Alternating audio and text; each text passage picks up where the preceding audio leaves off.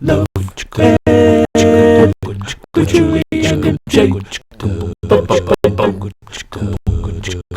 Are you that girl that spends all her time with guys? Or are you that guy who's always hanging out with the ladies? Or do you know that guy or girl? Well, as my friend Nate Larkin likes to say, we all have same-sex needs. They're just not sexual.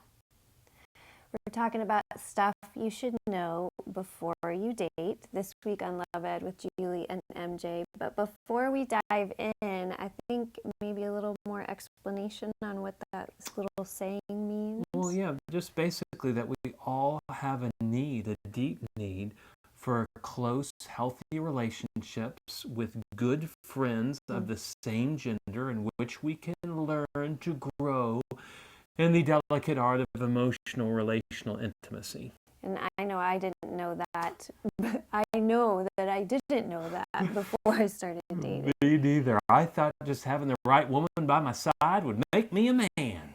And I did not realize that, no, you learn how to be a man from other men so that then you can be the kind of man that a woman can rely on and respect.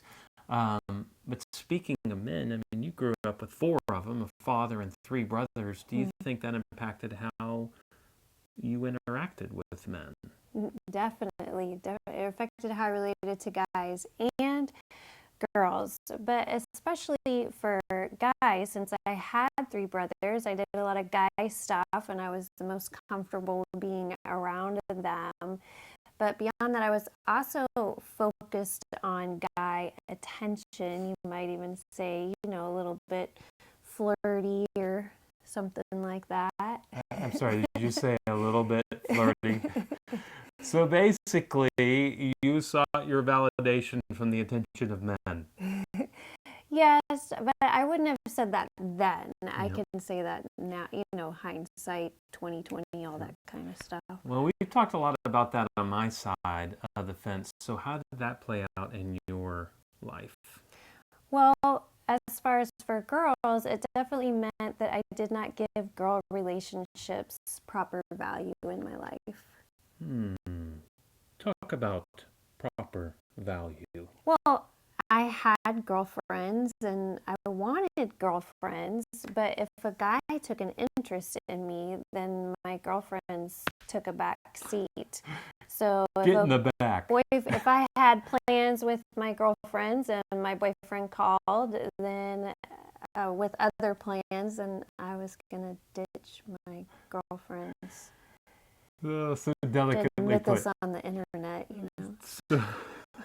So what's wrong with jumping the good ship friendship for the love boat whenever you get the chance? Well, I would say over the years that it handicapped and hampered my ability to have healthy same-sex friendships. My girlfriends would get to know my level of commitment to them, and it kept those relationships from growing deep. They knew I was fickle and that I couldn't be trusted.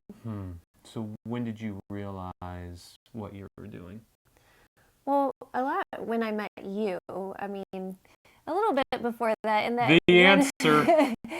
When I was in college, I mean, I was growing and maturing and pursuing somewhat girl relationships. But when we started dating and I realized, that we were thinking about getting married, and then it just seemed all the more important that I had good girlfriends that could give me good advice. Yeah, but then once we got married, then all those bad habits didn't matter anymore because I was here to fulfill your every need.